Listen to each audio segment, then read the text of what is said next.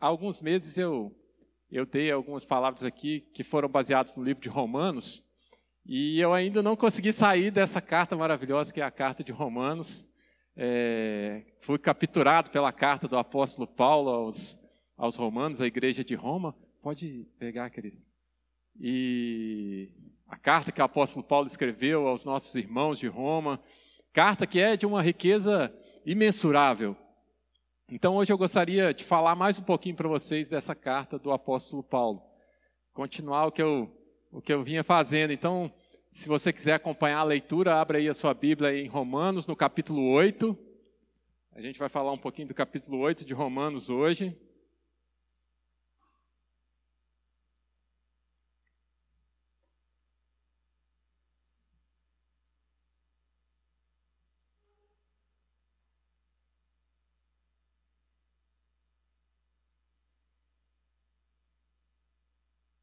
Os nossos cultos continuam normalmente nesse mês de janeiro, cultos jovens no sábado, os cultos às 10 às 18 horas, terça-feira culto de libertação às 20 horas, quinta-feira café com Deus às 7 horas da manhã.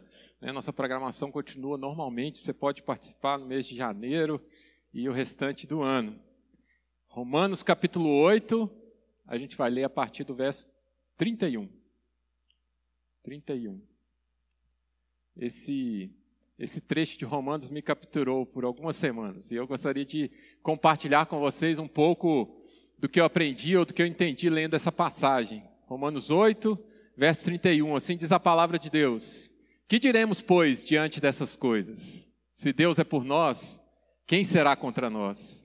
Aquele que não poupou a seu próprio filho, mas o entregou por todos nós, como não nos dará juntamente com ele e de graça todas as coisas? Quem fará alguma acusação contra os escolhidos de Deus? É Deus quem os justifica. Quem os condenará? Foi Cristo Jesus que morreu e mais, que ressuscitou e está à direita de Deus e também intercede por nós. Quem nos separará do amor de Cristo?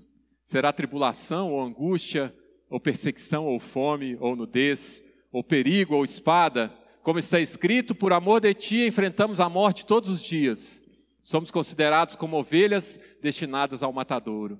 Mas em todas essas coisas, somos mais que vencedores por meio daquele que nos amou.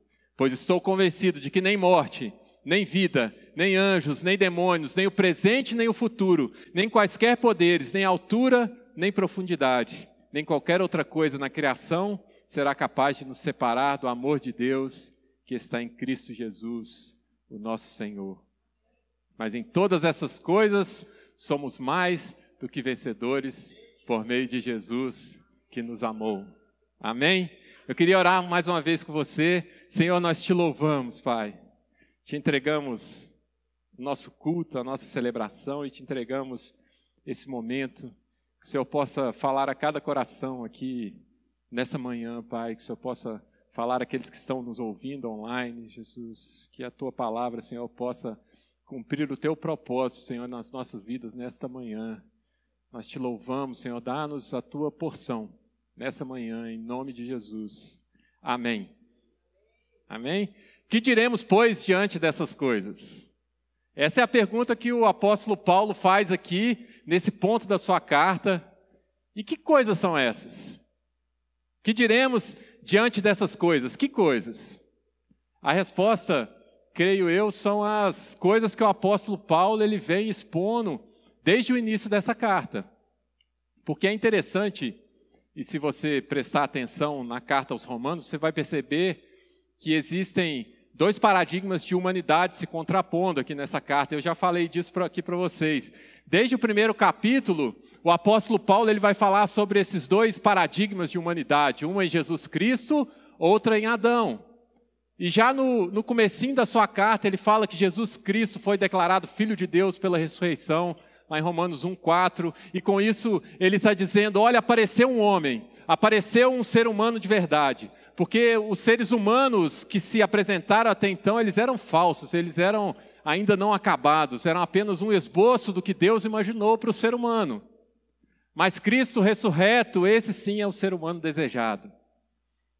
E com isso Paulo ele nos dá uma chave não apenas para a gente ler a carta de Romanos, mas para a gente fazer a leitura de toda a Bíblia Sagrada. Porque toda a Bíblia Sagrada vai apresentar esses dois paradigmas de humanidade, Adão e Cristo ressurreto. Adão, o primeiro homem, e Jesus, o último homem, ou o homem perfeito.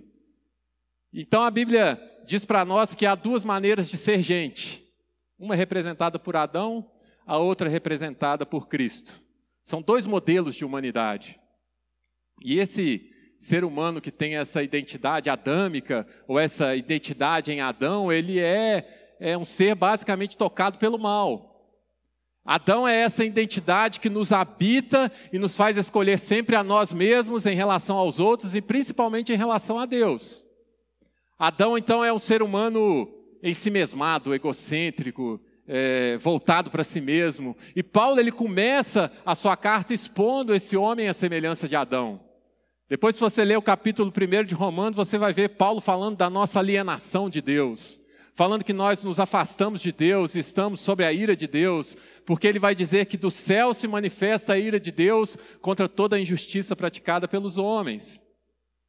Será então que ele está dizendo, que diremos, pois, a respeito da ira de Deus? Ou será que ele está falando a respeito da condenação da lei? Porque ele descreve sobre a condenação da lei no capítulo 2 de Romanos. E lá no capítulo 2 ele vai dizer que ninguém pode ser justificado pela lei. E vai dizer que a lei nos condena e que para nós não é possível alegar inocência diante de Deus. Então, que diremos, pois, a respeito dessa lei que nos condena? Será que é isso que Paulo está falando? Ou será que ele está falando sobre nós sermos escravos do pecado? Falando dessa força que nos arrasta para o mal, ainda que por muitas vezes lutemos contra essa força? Será então que ele está falando do pecado? O pecado que nos afasta de Deus, porque todos pecaram e estão destituídos da glória de Deus. Será que ele está dizendo, que diremos, pois, a respeito, então, desse mal que habita em nós? De modo que o bem que nós queremos fazer, isso a gente não faz, mas o mal que nós não queremos fazer, é isso que a gente acaba praticando. Será que ele está falando do fato de nós estarmos destinados à morte? O fato de que nós somos mortais, e somos mortais por causa do pecado. Porque o salário do pecado é a morte. Ou será que ele está falando das aflições deste tempo presente? Porque ele diz claramente aí no capítulo 8 sobre essas aflições. Será que esse que diremos, pois, a respeito dessas coisas, está falando de quê? E eu creio que está falando a respeito disso tudo. Disso tudo, de todas as coisas que ele falou até aqui, do capítulo 1 até o capítulo 8. De todas essas realidades que ele apresenta nesses primeiros 8 capítulos da carta aos Romanos. A pergunta então é, o que diremos? O que diremos a respeito de todas essas coisas? E nós temos algumas coisas a dizer a respeito dessas coisas. Porque, diante de tudo que é contra nós, de todas as fatalidades, de todas as circunstancialidades apresentadas por ele, diante de todas as possibilidades, de todas as contingências, e inclusive diante de toda a nossa maldade, diante de toda a realidade que nos é contrária, e o que nós temos a dizer? Nós temos a dizer que Deus é por nós. Deus é por nós, aleluia! Toda essa fala do apóstolo Paulo falando ou nos expondo a nossa maldade, dizendo que não há outra maneira de Deus reagir a isso senão revelando a sua ira, porque Deus ele não pode tolerar o mal, Deus ele não pode varrer o mal para debaixo do tapete, Deus ele tem que reagir ao mal. E a reação de Deus ao mal é a sua ira, porque Deus ele não pode tolerar o mal e a maldade. E quando nós percebemos isso, que em um universo que ele é moralmente contrário a nós, e mais, quando as circunstâncias adversas batem à nossa porta, quando as contingências, as fatalidades batem à nossa porta sem nenhum critério, em um universo em que nós sofremos, e sofremos mais do que gostaríamos de sofrer, em um universo onde nós assistimos ao sofrimento, é pandemia, é perda de pessoas queridas, é a crise econômica, são as chuvas, são as circunstâncias adversas. E muitos de nós, quando nós assistimos essas coisas, temos facilidade de linkar essas realidades. Realidades onde nós somos maus, Deus está irado e aí nós sofremos, então logo Deus está contra nós. Ou seja, Deus ele está pesando a sua mão sobre nós e nos impondo um sofrimento e fazendo cair sobre nós um peso da nossa culpa e do nosso pecado. Aí o apóstolo Paulo se levanta e diz, não, absolutamente não. Deus é por nós. Deus é por nós. E qualquer visão negativa de Deus, qualquer visão de um Deus punitivo, de um Deus irado, de um Deus traga prazeres, qualquer visão de um Deus causa e fonte do mal, qualquer visão assim, ela será equivocada. Está errada, redondamente errada. Deus não é contra nós, Deus é por nós. Deus é por nós, Deus não é parte dos nossos problemas, Deus é parte da solução dos nossos problemas. Deus é por nós. O Deus que nos busca e vem em nossa direção não tem intenções de castigo. Mas as intenções de Deus em nossa direção são sempre abençoadoras e são sempre facilitadoras do bom caminho para a nossa vida. Sempre. Toda vez que você estiver enfrentando uma dificuldade e imaginar que Deus é o agente causador da sua dificuldade, provavelmente a sua percepção de Deus está equivocada. Porque Deus é por nós. Ele é por nós. Então, o que diremos, pois, a respeito dessas coisas? Deus é por nós. E diremos mais, porque Deus é por nós e nos deu o seu Filho Jesus. Porque eu estou aqui dizendo, Deus é por nós, e alguém pode chegar para mim hoje aqui ao final da celebração e me dizer assim, ok, pastor, Deus é por nós, mas quem garante a você isso? E de onde que você tirou essa ideia de que Deus é por nós? E eu responderia, ora, Ele nos deu o seu Filho. Então Ele não é apenas por nós, mas Ele é por nós sendo contra si mesmo. É como se Deus olhasse para o seu Filho Jesus e Ele dissesse assim, me desculpe meu filho, mas agora eu não estou do nosso lado, mas eu estou do lado deles. A Trindade, o Pai, o Filho e o Espírito Santo, a quem nós chamamos de Deus, não está ocupado consigo mesmo, mas está ocupado conosco. Por isso que Ele nos deu o seu Filho. Deus amou tanto o mundo que deu o seu Filho. O que temos então a dizer sobre todas essas coisas? Temos a dizer que Deus é por nós e já nos deu o seu Filho Jesus. E dizemos mais, porque se Ele não poupou o seu próprio Filho, como que com Ele não nos daria também todas as coisas? Ou como Ele deixará de nos dar todas as coisas que sejam necessárias para o cumprimento do seu eterno propósito nas nossas vidas? Se Deus não poupou o seu próprio Filho, como que Ele não nos dará com Ele também todas as coisas? E isso ressoa junto com Efésios, no capítulo 3, onde o apóstolo Paulo diz, bendito o Deus e Pai de nosso Senhor Jesus Cristo, que já nos abençoou com toda sorte de bênçãos espirituais nas regiões celestiais. Toda sorte de bênçãos. Todas. Sabe o que significa todas? Todas significa todas. Todas, porque o propósito eterno de Deus é nos fazer a imagem e semelhança do seu Filho Jesus, é nos fazer participantes da natureza divina. Esse é o propósito de Deus para cada um de nós. E Deus não vai deixar de nos conceder nada do que seja necessário para o cumprimento deste propósito. Aleluia, glória a Deus por isso. E mais, porque Deus também escolheu não nos imputar pecado. Porque Paulo diz mais, ele diz assim, quem fará alguma acusação contra os escolhidos de Deus? É Deus quem os justifica. Quem os condenará? Foi Cristo Jesus quem morreu. Sabe o que aconteceu? Deus, Ele escolheu que o pecado não faz parte da equação da maneira como Ele se relaciona conosco. Porque o salmista diz assim, bem-aventurado o homem a quem Deus não imputa pecado. Assim como o Oriente está longe do Ocidente, assim Ele afasta de nós as nossas transgressões e não nos trata conforme ou segundo as nossas transgressões e o nosso pecado. É mais ou menos assim, Deus, Ele vem em nossa direção e de repente alguém diz assim, pera lá Deus, mas Ele não merece. E Deus diz, eu sei que Ele não merece. Mas Deus, o Senhor viu o que Ele fez ontem à noite? Eu vi sim. Aliás, eu vi o que Ele fez ontem à noite, eu vi o que Ele fez hoje de manhã, mas quando eu vou em direção a alguém, eu não levo em consideração isso que Ele fez ou que ela fez.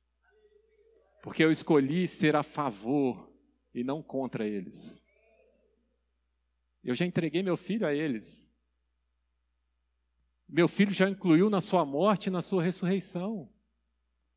Porque foi Cristo Jesus quem morreu, e mais, que ressuscitou e está à direita de Deus. Toda ira, meus irmãos, que era contra nós, tudo que deveríamos ter recebido como fruto da nossa maldade, Deus despejou sobre Jesus. Porque o castigo que nos traz a paz estava sobre Ele. Mas quando Jesus ressuscita dos mortos, Ele também nos traz com Ele para a vida. E Deus nos incluiu em Jesus. Então, o que temos a dizer sobre todas essas coisas? Ora, Deus é por nós. Deus já nos deu o seu Filho. Deus já nos incluiu em Jesus quando Ele morreu e ressuscitou. E ainda Ele escolheu não nos tratar mais de acordo com o nosso pecado e a nossa maldade. E espera aí, porque tem mais. Porque Ele vai nos dar ainda, ou já nos deu, tudo o que nós precisamos para que seu propósito eterno se cumpra em nós. Amém? Mas tem outra coisa, porque nós temos mais a dizer. E o que mais nós podemos dizer? Podemos dizer que Jesus Cristo intercede por nós. Jesus Cristo intercede por nós. E esse intercede aqui não é que Deus, Ele um dia se levanta lá irado do seu trono e fala, agora chega, eu vou acabar com esse camarada aí, eu vou exterminar essa gente. E Jesus corre e vem e fala, não pai, não faz isso não. Esse Jesus intercessor, ele não é um Jesus suplicante com Deus, que está irado contra nós, até porque Deus é por nós. Deus é por nós. Paulo acabou de dizer isso. Então Jesus, Ele intercede por nós porque Ele é o mediador. Jesus é nosso mediador. Tudo quanto Deus nos dá, passa por Jesus. E tudo quanto nós fazemos em direção a Deus, passa por Jesus. Pois há um só Deus e um só mediador entre Deus e os homens, o homem, Cristo Jesus, 1 Timóteo 2,5. Jesus, Ele está no meio, Ele é o nosso mediador, Ele está entre Deus e nós. Ele está, ou é aquele que nos representa, aquele que é a ponte. Jesus, Ele é a presença sacerdotal, Ele é o pontífice, Ele é o mediador, o intercessor, o sacerdote. Tudo quanto Deus nos dá, passa por Jesus. E tudo quanto nós fazemos em direção a Deus, passa por Jesus. O Pai nos ama, o Filho nos ama e intercede por nós. Que diremos, pois? Que diremos, pois? Que nada pode nos separar do seu amor. Versículo 35. Quem nos separará do amor de Cristo? Nada pode nos separar do seu amor. E você pode estar aí olhando para mim e pensando, mas pastor, ok tudo isso aí, mas por que eu sofro tanto ainda então? E o que eu poderia te responder é que nós vivemos em um mundo ainda não redimido. E que boa parte do nosso sofrimento é um sofrimento identificado com Jesus Cristo. Boa parte do nosso sofrimento é um sofrimento identificado com Jesus Cristo. E que todos nós deveríamos, diante dessas coisas, dizer é que nós estamos dispostos a sofrer por Ele. É que nós não nos incomodamos de sermos entregues à morte todos os dias, por amor a Ele, Jesus. Porque isso faz com que nós sejamos solidários à presença redentora de Jesus neste universo. Ah, pastor, mas por que Deus então não me leva logo direto para o céu? Isso aqui está muito difícil. Seria bom, não seria? Mas com certeza, meus irmãos, Ele tem intenções redentoras para nós e esse propósito ainda não chegou o tempo. Então quer dizer que temos que sofrer enquanto não se cumpre o seu propósito e Deus não redime toda a sua criação? Sim, nós temos que sofrer. E estamos dispostos a sofrer por Ele, com Ele, em solidariedade a Ele e identificados com Ele. Amém? Mas o que mais temos a dizer? Temos a dizer também que a vitória final é nossa. Porque em todas as coisas somos mais que vencedores por meio daquele que nos amou. E quando eu li isso, eu me lembrei de uma história de um menino. E esse menino era fanático por série. Aqueles que adoram maratonar série. Eu sei que tem gente aqui que gosta de maratonar série. E ele estava vendo uma série onde a mocinha tinha sido sequestrada e o mocinho estava enfrentando muitos perigos para conseguir resgatar essa mocinha. E naquele auge da série, né, no clímax da ação, a mãe dele manda ele desligar a televisão e dormir. E ele, como um bom menino obediente que era, vai dormir, desliga a televisão e vai dormir. Mas antes ele adianta até o finalzinho e descobre que o mocinho conseguiu salvar a mocinha. E vai dormir. E no outro dia ele acorda bem cedo e a primeira coisa que ele faz é ligar a televisão e continuar a série do ponto que ele estava. Só que agora, quando ele vê o mocinho lá sofrendo, lutando, né, tentando vencer os inimigos para salvar a mocinha, ele vira para a televisão e fala assim: vai lá, cara, não desiste não. Você vai conseguir, você vai se encontrar com a mocinha, eu já vi o final. E aí ele vê a mocinha sofrendo e aí sendo oprimida lá pelos seus sequestradores, aí ele vira para ela e fala: não chora não, mocinha, o seu Salvador vai te achar. Né, ele vai conseguir te resgatar, não sofra. Vocês vão viver felizes para sempre. Então, quando eu leio o apóstolo Paulo falando que em todas essas coisas somos mais que vencedores naquele que nos amou, o apóstolo Paulo ele está nos colocando diante do último capítulo, do final da série. E no final, meus irmãos, a vitória é nossa por meio daquele que nos amou. Aleluia! A morte nos assusta, o nosso pecado nos faz sofrer, as nossas circunstâncias nos tiram o sono, mas a vitória final é nossa. Porque haverá um novo céu e uma nova terra, e na Nova Jerusalém não haverá mais choro, nem dor, nem sofrimento, e Deus vai enxugar dos nossos olhos toda lágrima. Então não desanime, não desista, vai dar certo. Vai dar certo. O último capítulo já foi escrito e o vencedor é Jesus Cristo, nosso Senhor. Amém? Amém. É isso que a Bíblia está dizendo para nós. Glória a Deus por isso, aleluia.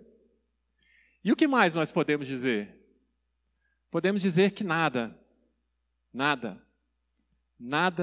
pode nos separar do amor que está em Cristo Jesus, o nosso Senhor. Paulo fala: pois estou convencido que nem a morte, nem vida, nem anjos, nem demônios, nem o presente, nem o futuro, nem quaisquer poderes, nem altura, nem profundidade, nem qualquer outra coisa na criação será capaz de nos separar do amor de Deus que está em Cristo Jesus, o nosso Senhor.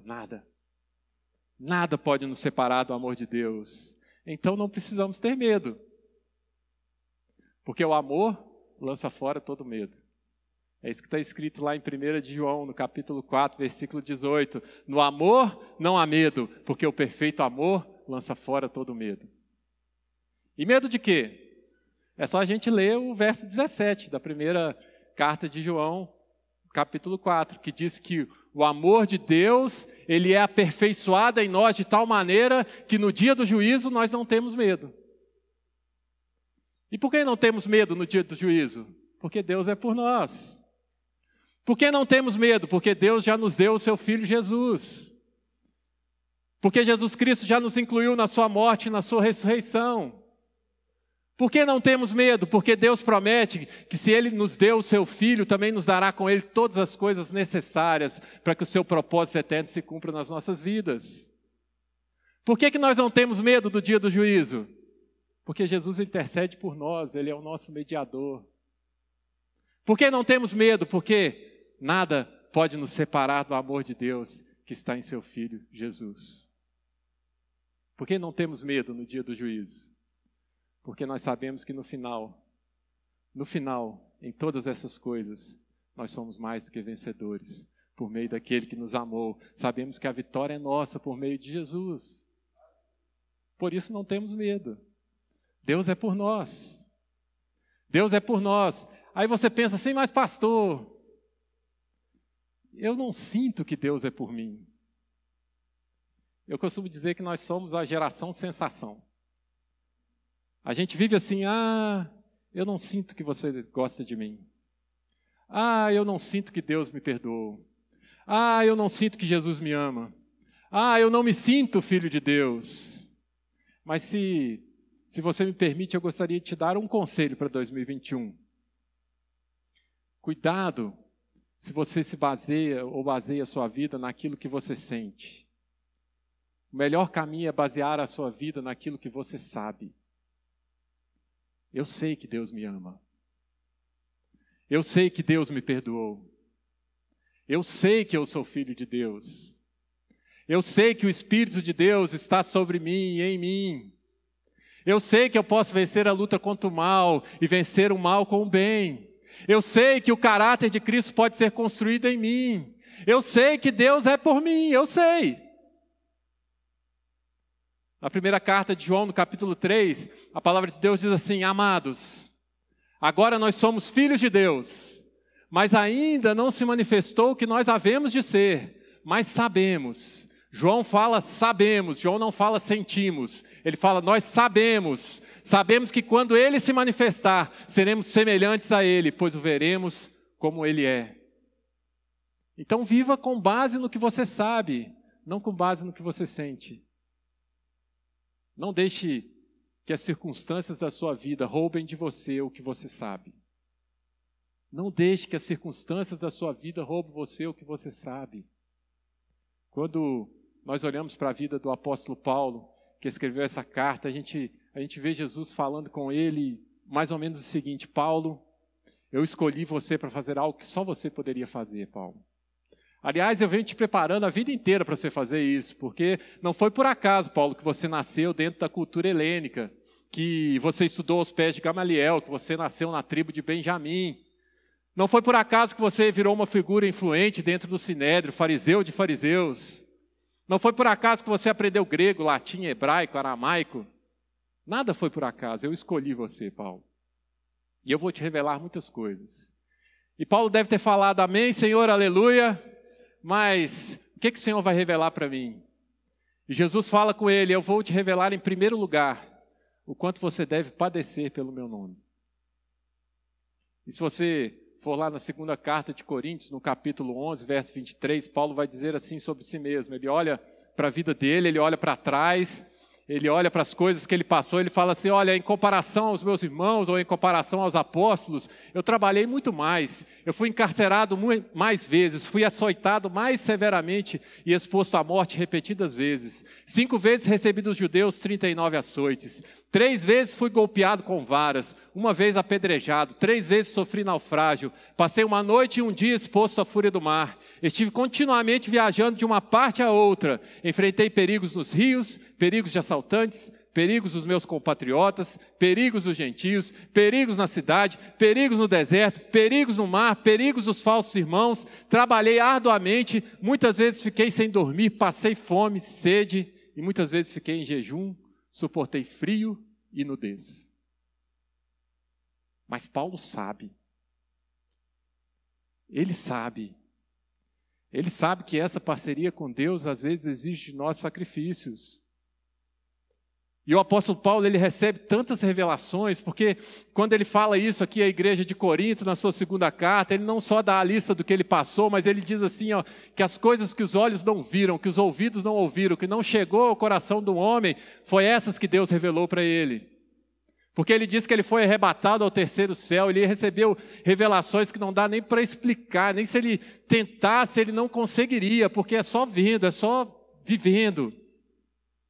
E ele olha para tudo isso, e ele olha para as suas circunstâncias, para a sua vida, e ele diz, Senhor, eu sei. A parceria com Deus exige sacrifícios. Por isso que Paulo diz que aqueles que servem a Deus servem como um soldado disciplinado. Eles servem a Deus na perspectiva de um atleta. Mas Xande, você acabou de dizer que Deus é por nós, que Ele já nos deu o seu filho. Como é que você vem com essa conversa agora de sacrifício aí? É porque, meus irmãos, graça é o oposto do mérito, mas graça não é o oposto do sacrifício. Por isso que Jesus conta suas parábolas e E ele fala que o reino de Deus é como uma pérola de grande valor, e o comprador de pedras viu essa pérola e foi lá, vendeu tudo que tinha para comprar essa pérola de grande valor. Ele não merece poder comprar essa pérola de grande valor, mas para comprá-la, sem merecê-la, ele tem que vender tudo que tem. A experiência de Deus é pela graça, mas o discipulado de Jesus exige a gente vender tudo que tem para comprar a pérola. Jesus fala com seus discípulos: olha, quem coloca comigo a mão no arado, mas fica olhando para trás, contabilizando as suas perdas, não vai aguentar ficar muito tempo com a mão no arado. É porque, meus irmãos, graça é o oposto do mérito, mas graça não é o oposto do sacrifício. E se nós queremos viver um 2021 diferente, se nós queremos viver uma vida diferente, se queremos fazer a diferença no nosso mundo, no nosso tempo, no nosso horizonte de influência, se nós queremos fazer a diferença, nós precisamos começar a caminhar pelo que nós sabemos de Deus. Eu sei. Porque, meus irmãos, é possível sim continuar vivendo um evangelho superficial. Mas se você realmente tem fome de Deus e quer conhecê-lo, quer viver um 2021 surpreendente, então se levante e coloque-se em movimento em direção a Deus. Porque eu tenho certeza que se Deus perguntasse para Paulo: Paulo, você gostaria que eu tivesse revelado essas coisas para outra pessoa? Eu creio que ele diria: claro que não. Porque tudo que eu tinha antes é como esterco se comparado ao que me foi revelado. Aquilo que eu deixei perto daquilo que eu ganhei é lixo. Mas Paulo, você foi esmagado, não foi? É verdade. Mas eu combati o bom combate. Acabei a carreira e guardei a fé. E desde agora a coroa da justiça me está reservada. E não somente a mim, mas todos aqueles que amam a vinda do Senhor. Eu penso que ele diria: eu não trocaria a vida que eu tive por nenhuma outra. E se eu tivesse que naufragar mais vezes, eu naufragaria. Se eu tivesse que ser chicoteado mais vezes, eu seria. Porque a mim foi dado o privilégio não somente de crer em Jesus e de sofrer por Ele, mas também de morrer por Ele, se necessário fosse. Mas a gente pode continuar vivendo um evangelho superficial, se contentando com live, trocando WhatsApp na hora do culto, orando 5 minutos e falando: Deus não falou comigo, eu não senti que Deus falou comigo. A gente pode continuar lendo a Bíblia com a TV ligada. A gente não é esses religiosos que tem por aí, né? Nós não somos esses religiosos. Qual o problema de ler a Bíblia com a TV ligada? Assistir o culto pela live com a TV ligada. Vai que o William Bonner fala alguma coisa interessante, né? A gente coloca Deus em stand-by e vai ver a notícia. A gente pode continuar amando a Deus e todo o resto. A gente pode continuar empurrando com a barriga aquilo que a gente sabe que a gente tem que resolver. A gente pode continuar brincando de igreja. Mas se você quer um ano diferente para a sua vida, se levante e diga: eu estou disposto, eu estou disposta. E comece a caminhar com Deus. Caminhe por aquilo que você sabe. Tenha coragem de ser aquilo que Deus chamou você para ser.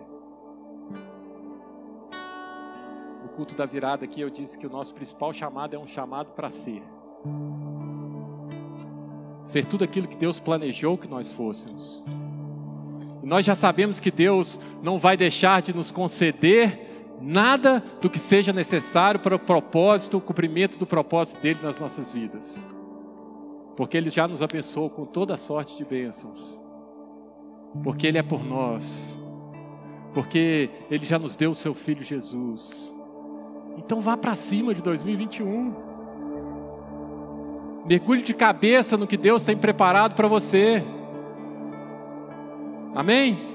Se abra para o novo de Deus na sua vida. 2021 é ano de recomeço. E uma coisa é certa, meus irmãos: Deus é por nós. Deus é por nós. Aleluia. Se coloque aí de pé no seu lugar, eu já estou terminando. Mas o mais impressionante que eu vejo aqui nesse texto de Romanos, que nós lemos, e que talvez passe desapercebido para aqueles que fazem uma leitura desatenta dessa palavra, é a maneira que Paulo termina esse capítulo. Porque ele vai terminar os capítulos 5, 6, 7 e 8 da mesma forma.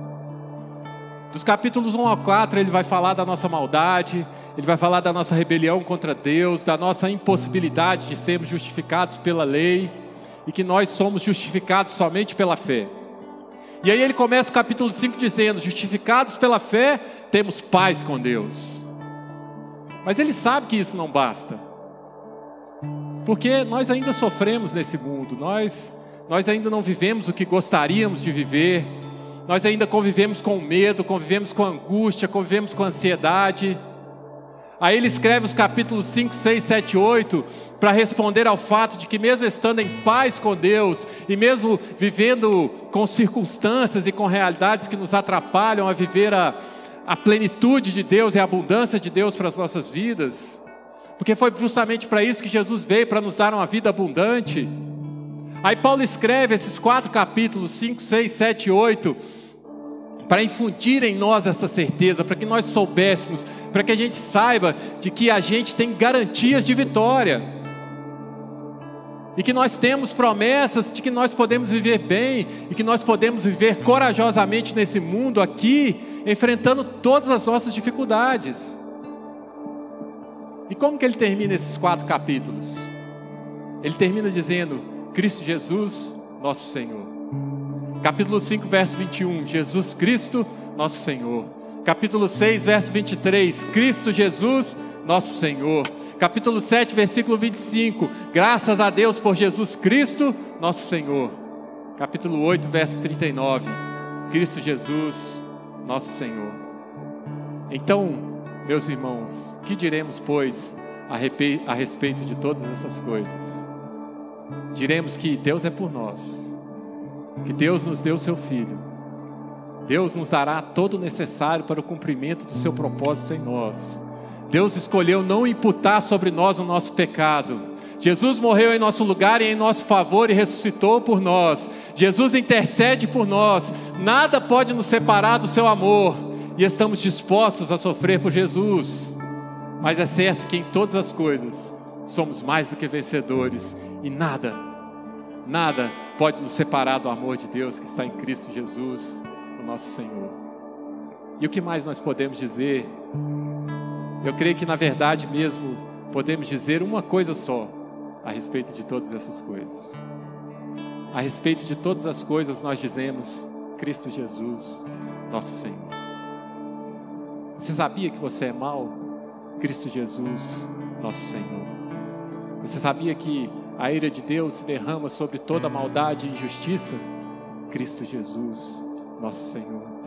Você sabia que o mundo é hostil e talvez as circunstâncias não vão ser favoráveis para você? Cristo Jesus, nosso Senhor. Está aqui o resultado do seu exame, da sua biópsia. Cristo Jesus, nosso Senhor. Você sabia que você não merece o favor de Deus? Cristo Jesus, nosso Senhor. Infelizmente não podemos continuar contando com a sua colaboração e te convidamos a buscar novos desafios em outra empresa. Cristo Jesus, nosso Senhor. Cristo Jesus, nosso Senhor. Venha a vida que vier, digam a nós o que disserem, nós temos algo a dizer. Temos algo a dizer ao universo espiritual, à realidade social, ao mundo natural, a quem quer que seja, nós temos algo a dizer. Tem uma coisa a dizer: Cristo Jesus, nosso Senhor. A Ele seja a glória para todos sempre. Amém. Eu gostaria de terminar essa reunião cantando com vocês, pois Ele é merecedor do nosso louvor.